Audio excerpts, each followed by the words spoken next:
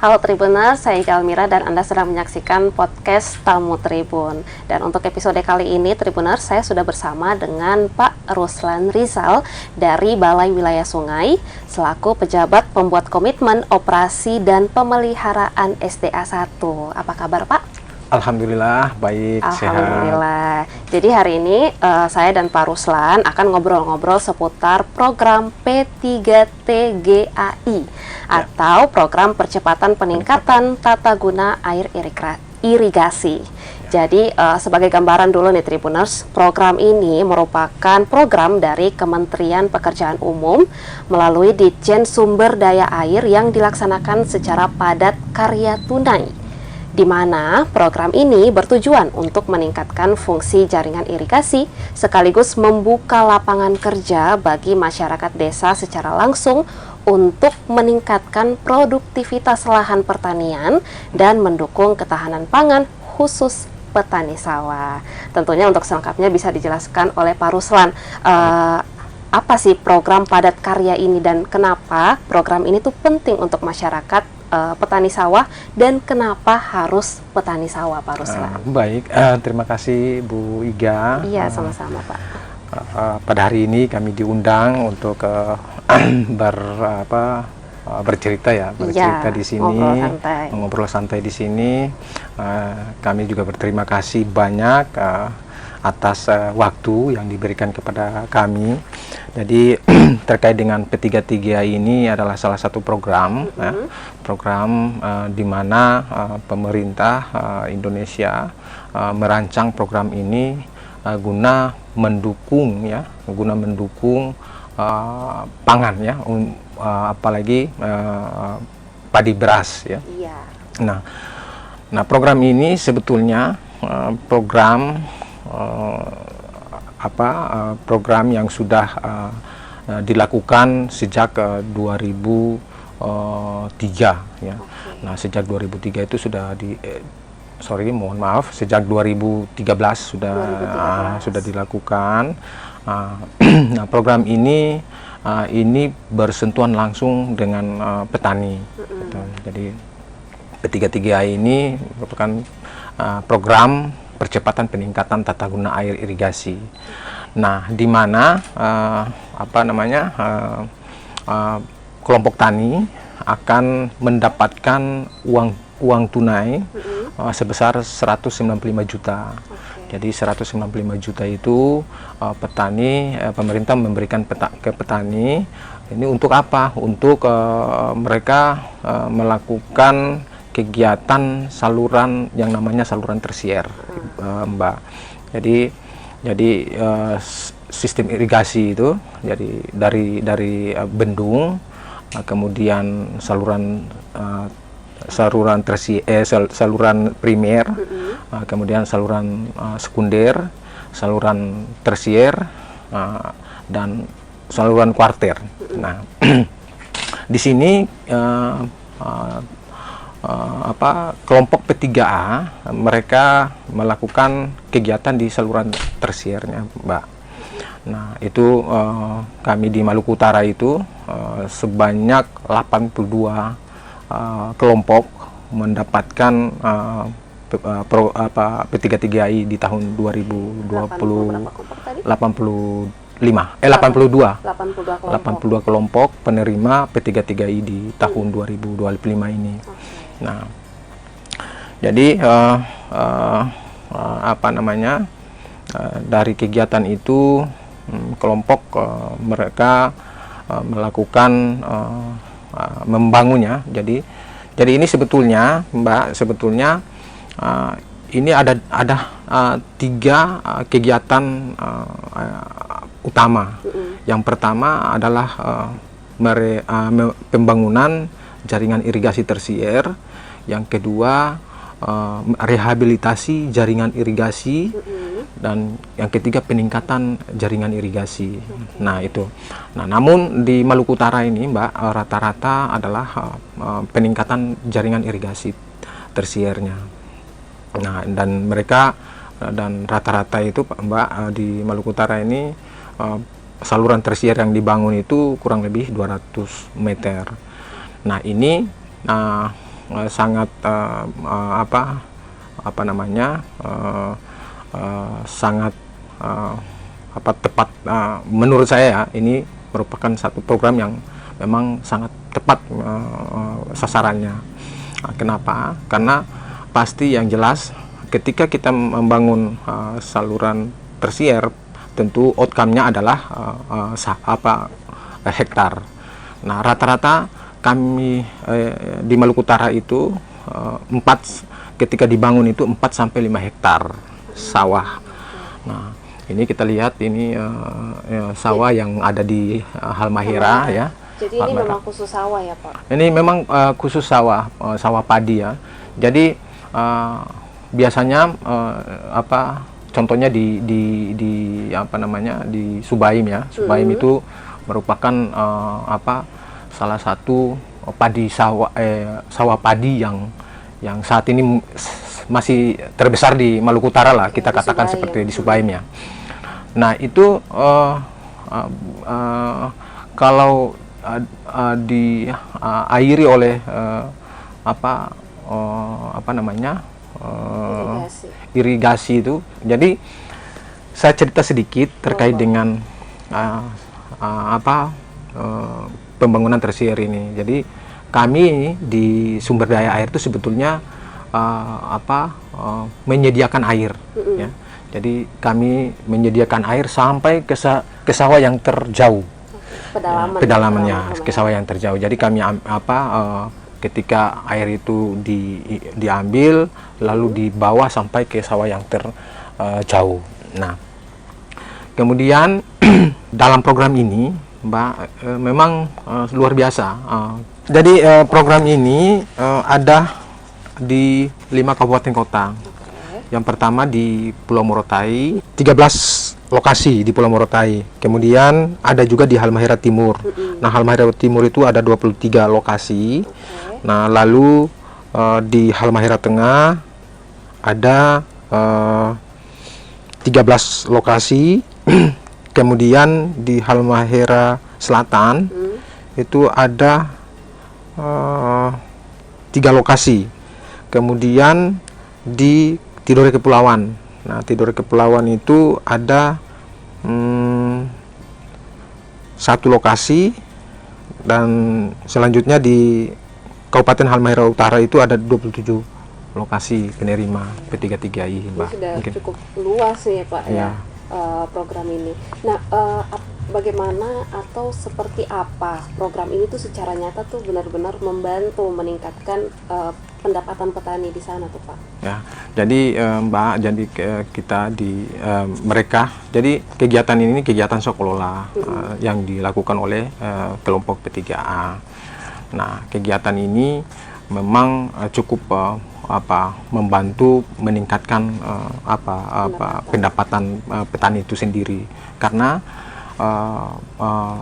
uang upah yang diterima dari program ini, misalkan satu kelompok itu ada 15 sampai 20 orang. Nah, ini mereka akan menerima upah pekerjaan itu. Nah, dari upah pekerjaan itulah yang mereka menggunakan, ada juga yang kita sering tanyakan, digunakan untuk biaya sekolah anak, misalkan biaya membeli susu misalkan. Nah, itu jadi memang kena sekali kalau terkait dengan apalagi tinggal di pedalaman ya. Pedalaman itu kan lowongan pekerjaannya juga terbatas kan. Lowongan pekerjaannya terbatas. Ketika ada program ini, mereka sangat antusias dalam melakukan pekerjaan di program ini. Oke, jadi secara tidak langsung juga program ini nih, Pak Ruslan, sekaligus membuka lapangan pekerjaan juga di sana. Betul. Nah, kami sebetulnya kami itu di 2025 ini, Mbak, itu jumlah tenaga kerja yang bekerja di program ini di 6 kabupaten kota ini itu 1.371 orang, Mbak. Artinya berarti program ini mempunyai apa ya, menerima ya pekerja yang sebanyak itu. Jadi setiap kelompok itu mempekerjakan 15 orang itu setiap kelompok, Mbak. Nah, jadi jadi lumayan, Mbak, di tahun ini 1.371 orang bekerja di program P33 itu. Ya. Jadi ini bisa dibilang salah satu contoh nyata lah dampak baik yang dirasakan dari program tersebut. Nah, mungkin ada contoh lain atau contoh nyata lain yang mungkin dirasakan oleh petani dan juga kelompok tani yang merasakan dampaknya. Selain kebutuhan mereka terpenuhi, ada apa lagi tuh? Jadi baik, Mbak. Jadi jadi ini saya bercerita sedikit terkait dengan pelaksanaan kegiatan P33I ini. Jadi di dalam pelaksanaan kegiatan P33I ini itu dilaksanakan dengan strategi swakelola. Nah, kegiatan swakelola itu di dalamnya adalah mulai dari persiapan, perencanaan, pelaksanaan hingga pelaporan, penyelesaian. Nah, di dalam perencanaan itu para P3A ini akan mengumpulkan anggota-anggotanya. Nah, anggota-anggotanya itu lalu mereka melakukan survei lokasi. Nah, mereka survei lokasi. Setelah survei lokasi, mereka melakukan musyawarah desa, yang namanya. Jadi musyawarah desa itu yang nanti menentukan titik di mana saluran tersier itu akan dibangun. Jadi di dalam MD itu nanti ditanyakan anggota itu kira-kira anggota siapa yang petani yang mana yang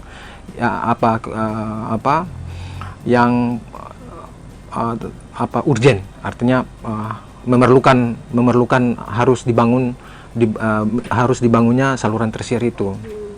Misalkan si A meminta supaya bangunan tersier itu ada di sawah mereka. Jadi ketika kita bangun itu, dampaknya itu adalah ketika saluran tersier itu sudah terbangun, nah mereka akan menanam padi. Ya, jadi dampaknya itu ada dua, Mbak. Yang pertama terkait dengan menanam padinya. Yang kedua terkait dengan tadi yang saya katakan tadi, upah tadi, ya, meningkatkan ekonomi mereka tadi. Nah, jadi memang ada dua dampak di situ yang mereka rasakan, gitu, Mbak. Itu.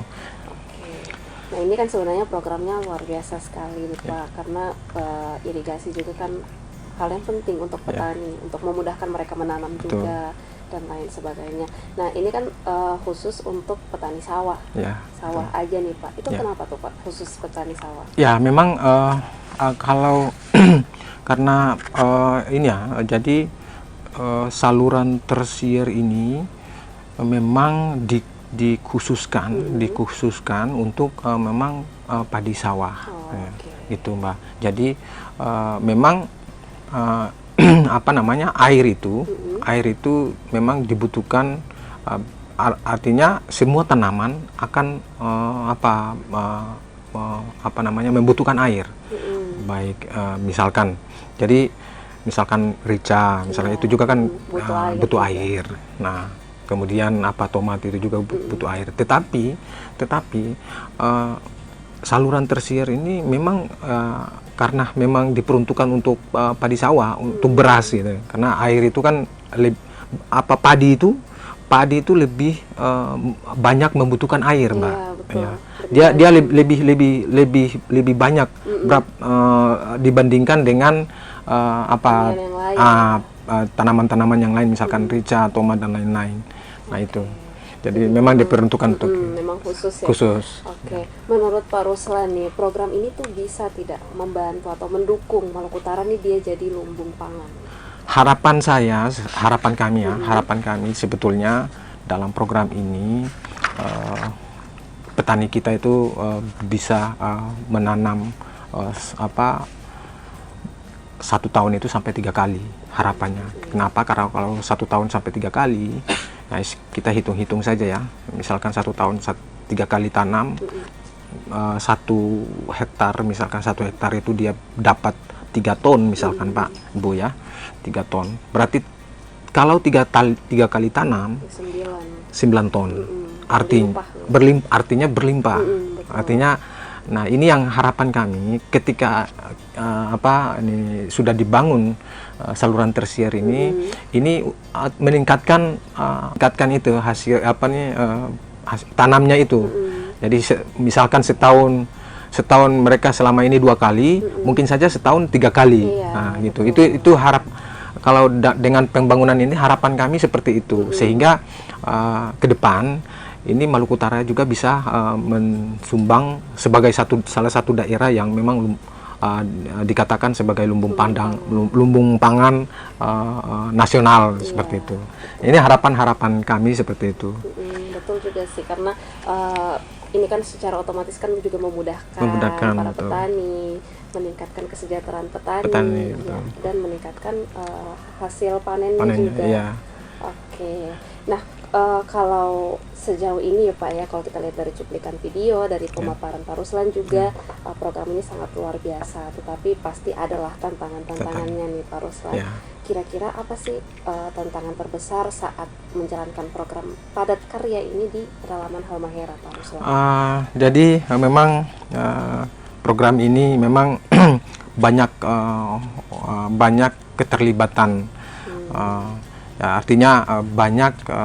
Jadi bukan kami saja yang sebagai penanggung jawab kegiatan ini yang terlibat di situ, tetapi memang di sini juga di program ini itu kami juga dibantu ya. Kami melakukan rekrutmen tenaga pendamping masyarakat. Jadi ada tenaga pendamping masyarakat, ada konsultan manajemen balai. Jadi memang tantangannya itu memang terkait dengan penyelewangan ini. Nah ini yang menjadi tantangan, karena memang 6 kabupaten kota ini kan kita sangat berjauhannya, sehingga kita di kabupaten yang satu dengan kabupaten yang lain itu kan kita harus bermalam dulu dan lain-lain, artinya jaraknya ya itu. Nah itu sehingga kita kontrolnya agak susah, repot. Nah itu salah satu tantangan. Yang kedua memang kadang-kadang di lapangan ini kan cuaca dan lain-lain. Nah ini yang menjadi kenapa kadang-kadang progres kegiatannya agak lambat. Nah ini juga merupakan salah satu tantangan yang kami hadapi. Nah itu Mbak, mungkin dua hal itu yang menjadi tantangan utama kami. Betul, pasti kalau bukan jarak, cuaca. Ya. Karena kalau sudah hujan sudah nggak bisa kerja lagi. Gitu. Otomatis hasil panennya juga sedikit ya. Iya betul. Oke, nah itu mengenai tantangan.